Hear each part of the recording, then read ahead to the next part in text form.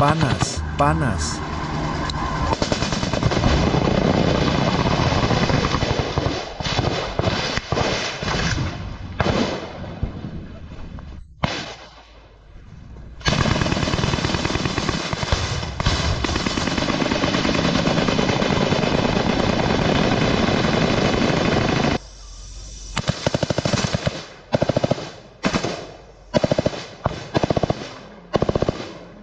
Ini bukanlah pertempuran yang bisa Anda temukan di peta manapun. Tidak ada tank yang meluncur di jalan, tidak ada artileri yang bergemuruh di atas kepala, dan tidak ada serangan udara besar-besaran yang menerangi langit. Hanya tim kecil operator khusus Ukraina, diam, berkamuflase, dan menunggu di pepohonan.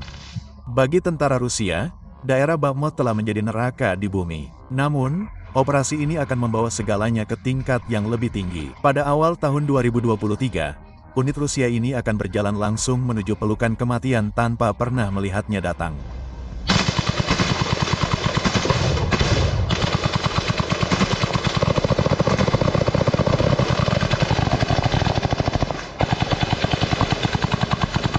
Tim di lapangan adalah bagian dari pasukan operasi khusus Ukraina, SSO.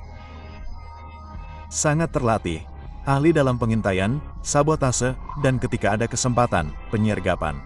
Mereka telah mengawasi jalur yang sama selama berhari-hari, mencatat pergerakan Rusia, menghitung personel, mengatur waktu patroli, menunggu kesempatan di mana musuh merasa puas. Dan sekarang jebakan telah dipasang. Namun, operator tidak sepenuhnya sendirian. Mereka memiliki mata yang menatap ke langit. Melalui cahaya putih berbintik dari kamera drone thermal, kita dapat melihat konvoi kendaraan dan infanteri Rusia, sedikitnya selusin orang, berkelok-kelok melalui hutan di luar posisi pedesaan di utara Bakhmut. Mereka bersenjata, tetapi tersebar. Tidak ada jarak, tidak ada pengawasan, dan tidak ada ide. Ini bukan sekadar keberuntungan. Itu adalah pengaturan yang disengaja. SSO telah memilih medan dengan hati-hati. Titik sempit berbentuk L alami terbentuk oleh tutupan pohon dan kenaikan ketinggian, menjadikannya zona pembunuhan yang sempurna. Dan sekarang orang-orang Rusia berada tepat di tengahnya. Di darat, tim SSO menunggu di balik batang kayu yang tumbang dan semak belukar darurat. Seorang operator menggunakan senjata otomatis regu. Yang lain memiliki peluncur granat yang telah diisi sebelumnya. Sisanya membawa senapan laras pendek,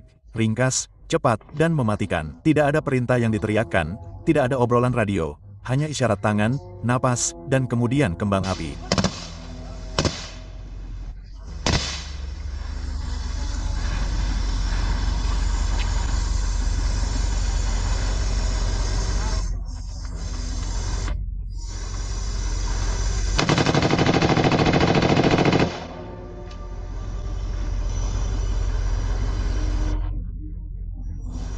Tembakan meletus seperti guntur. Dua tentara Rusia pertama langsung terjatuh. Yang ketiga berputar dan berteriak sebelum granat meledak di sampingnya, mengirimkan pecahan peluru ke lehernya. Kendaraan-kendaraan itu dengan cepat menginjak gas dan berusaha menerobos zona pembantaian. Tetapi tentara Ukraina itu menyerang mereka dengan tembakan senjata ringan, yang dengan cepat melumpuhkan mereka. Dari rekaman drone, itu tampak seperti operasi bedah, tetapi dari bawah, itu benar-benar kekacauan. Seorang tentara Rusia mencoba bersembunyi di balik pohon. Dia tidak berhasil. Sebuah tembakan tepat mengenai dadanya. Yang lain tersandung mundur ke dalam hutan, menembakkan aknya secara membabi buta di belakangnya, berharap dia bisa melarikan diri. Tetapi sebuah peluru dari senapan Ukraina dengan cepat menyusulnya. Penyergapan itu berakhir dalam waktu kurang dari 90 detik. Tidak ada satupun tentara Ukraina yang terkena tembakan. Dan begitu saja, mereka semua diam-diam mempertahankan posisi mereka di hutan hanya selama beberapa menit, memastikan tidak ada lagi orang yang tertinggal di bukit di belakang tentara Rusia. Dan dengan drone di atas kepala, yang dengan cepat memastikan tidak ada lagi tanda-tanda panas di daerah itu, tentara Ukraina itu keluar dari posisi mereka dan mulai menggeledah mayat dan kendaraan. Hutan itu benar-benar sunyi, tidak ada lagi tembakan, tidak ada gerakan, hanya asap, tanah, dan tubuh tentara Rusia yang mendingin. Melalui kamera thermal drone, tanda panas menceritakan kisah itu dengan jelas. Mayat-mayat berserakan di sepanjang garis pepohonan seperti pecahan dada. Namun, tim SSO tidak bertahan untuk merayakannya. Tidak ada cara untuk mengetahui dengan pasti apakah salah satu tentara Rusia berhasil mendapatkan panggilan untuk meminta bala bantuan. Mereka dengan cepat menyapu area di bawah perlindungan Overwatch dari drone di atas, mengambil informasi dari mayat-mayat itu, mengambil apapun yang berguna. Radio, peta, buku catatan, telepon, bahkan patch. Setiap potongan data dapat mengarah ke penyergapan berikutnya. Kemudian mereka dengan cepat menghilang kembali ke dalam hutan lebat, seolah-olah mereka tidak pernah ada di sana. Kembali ke pangkalan depan SSO, rekaman dari drone di atas diunduh dan dianalisis bingkai demi bingkai. Apa yang mereka temukan mengonfirmasi apa yang telah mereka duga. Ini bukanlah unit elit Rusia. Itu adalah campuran dari infanteri Rusia yang kurang terlatih dan bersenjata ringan serta tentara bayaran Wagner. Jarak mereka tidak ada. Waktu reaksi mereka lambat, dan yang terburuk, mereka berjalan langsung ke titik sempit medan tanpa pernah mengirim pengintai. Mereka tidak pernah punya kesempatan. Secara keseluruhan, 13 tentara Rusia dipastikan tewas dan sejumlah kendaraan hancur tanpa ada korban jiwa dari pihak Ukraina. Itu adalah penyergapan yang dilakukan dengan sempurna. Namun bagi para prajurit operasi khusus Ukraina, itu hanyalah hari biasa di Bakhmut. Beberapa jam kemudian, ketika lebih banyak tentara Rusia tiba di tempat kejadian dan menemukan jenazah, mereka menemukan satu tambalan yang dijahit dengan warna biru dan emas Ukraina tertinggal di salah satu pesawat tempur Wagner yang gugur. Tidak ada kata-kata di tambalan itu, tetapi pesannya sangat jelas. Anda tidak sendirian di hutan ini. Pada hari-hari berikutnya setelah penyergapan, patroli Rusia di daerah itu berubah secara dramatis. Pergerakan pasukan melambat, unit-unit infanteri ditarik mundur dan digantikan dengan artileri dan drone. Satu pertempuran itu, satu jebakan yang tepat dan brutal di hutan telah mengganggu seluruh sektor garis depan. Dan jika Anda mengira rekaman ini gila, dalam 30 detik berikutnya, Anda akan melihat rekaman sebenarnya dari serangan terbesar yang pernah dilakukan pasukan khusus Ukraina. Karena kebijakan YouTube yang sangat aneh dan membingungkan, saya sebenarnya dapat menunjukkan lebih banyak rekaman grafis menjelang akhir video. Jadi, jika Anda berhasil sampai sejauh ini, selamat. Disinilah segalanya benar-benar mulai meningkat.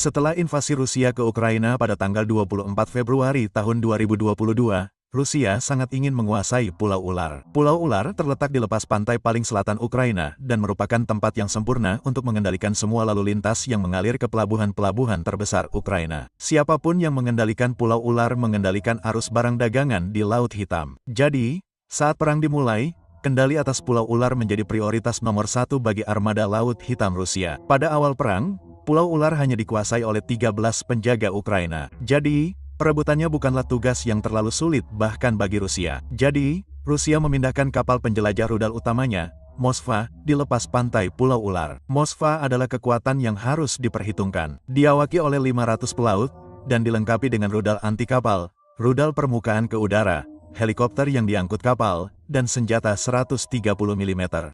Dan Moskva tidak sendirian. Dia ditemani oleh kapal patroli Vasilibov.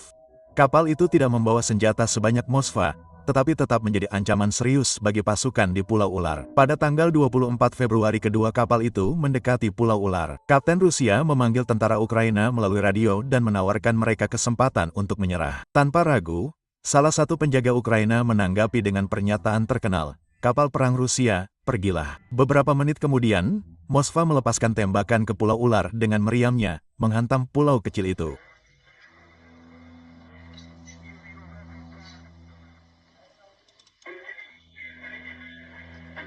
Ukraina segera mengonfirmasi bahwa mereka telah kehilangan semua komunikasi dengan pulau itu. Tentara Rusia kemudian menaiki kapal serbu dan mendarat. Sebagian besar tentara Ukraina di pulau itu tewas, tetapi beberapa ditangkap dan nasib orang-orang itu masih belum diketahui. Ukraina sangat ingin merebut kembali pulau itu, tetapi pertama-tama mereka harus menghancurkan Moskva, yang hanya berpatroli di perairan sekitar untuk melindungi pulau itu. Jadi pada tanggal 14 April Ukraina melancarkan serangan terhadap Moskva. Rinciannya sebagian besar masih dirahasiakan, tetapi diyakini bahwa AS memberikan data penargetan kedua rudal anti kapal Neptune Ukraina.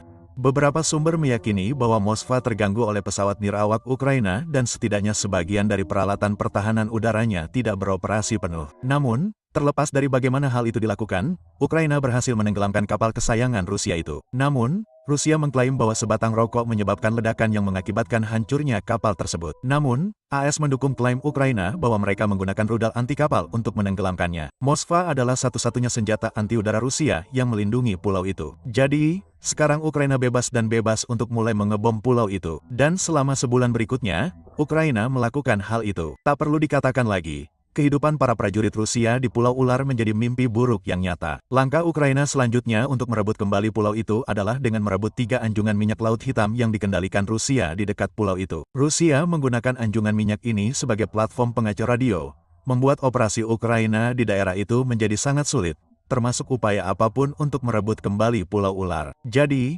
pasukan khusus Ukraina kemudian melakukan salah satu operasi militer paling keren yang pernah tercatat.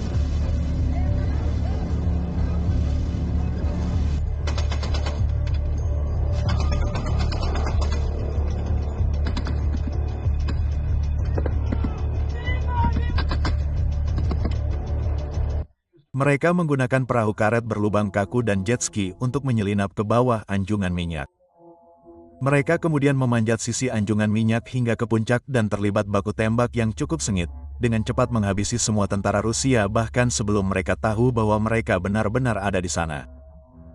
Para operator kemudian dengan cepat menghancurkan semua pengacau di atas 3 anjungan minyak dan operasi itu resmi selesai. Dan sukses besar.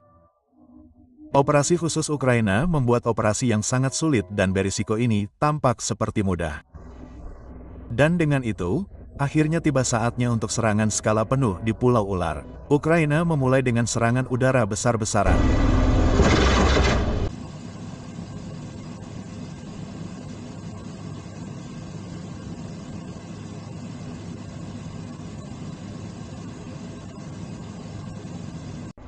Beberapa helikopter serang menghantam pulau itu, memaksa tentara Rusia untuk berlindung di dalam ruangan, memastikan helikopter pengangkut dapat mendarat dengan aman. Begitu aman untuk mendarat, operator khusus Ukraina melompat keluar dari helikopter Mi-8 ke pulau itu. Satu-satunya bunker di pulau itu yang dapat digunakan Rusia untuk berlindung dari serangan udara ditempatkan tepat di tengah pulau itu. Jadi, yang harus dilakukan oleh operator Ukraina hanyalah melepaskan tembakan penekan dan bergerak ke atas bukit menuju bagian tengah pulau untuk membersihkan bunker-bunker itu.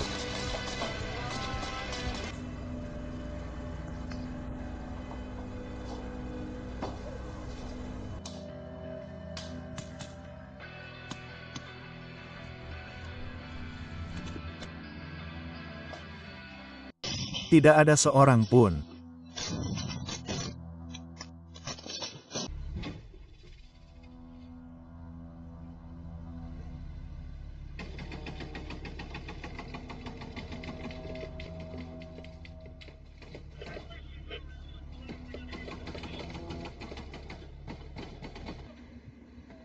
Tentara Ukraina dengan cepat mencapai gedung-gedung dan mulai melemparkan granat-granat pecahan kaca melalui jendela. Setelah menunggu beberapa detik hingga semua granat meledak, mereka dengan cepat masuk dan membersihkan gedung-gedung itu dari semua tentara Rusia. Selama penyerangan, beberapa tentara Rusia berhasil melarikan diri ke Laut Hitam dengan perahu-perahu kecil Rusia. Ukraina tidak mengejar mereka, dan tidak jelas berapa banyak orang Rusia yang terbunuh di pulau itu. Tentu saja, Rusia mengklaim bahwa tidak ada tentara Rusia yang terbunuh, dan orang-orang yang pergi melakukannya hanya karena mereka telah menyelesaikan tugas mereka di pulau itu. Namun, Rusia juga mengklaim bahwa sebatang rokok menenggelamkan kapal perang mereka. Jadi, Anda tidak bisa begitu saja mempercayai perkataan mereka. Terlepas dari itu, kehilangan Pulau Ular merupakan kerugian taktis yang besar bagi Rusia, dan diyakini bahwa Rusia kehilangan hampir $1 miliar peralatan dalam upaya mempertahankan Pulau Ular. Setelah pulau itu sekarang aman, operator Ukraina dengan cepat mengibarkan bendera mereka tinggi-tinggi di pulau itu, menandai direbutnya Pulau Ular secara resmi. Dan hingga hari ini, Ukraina masih menguasainya.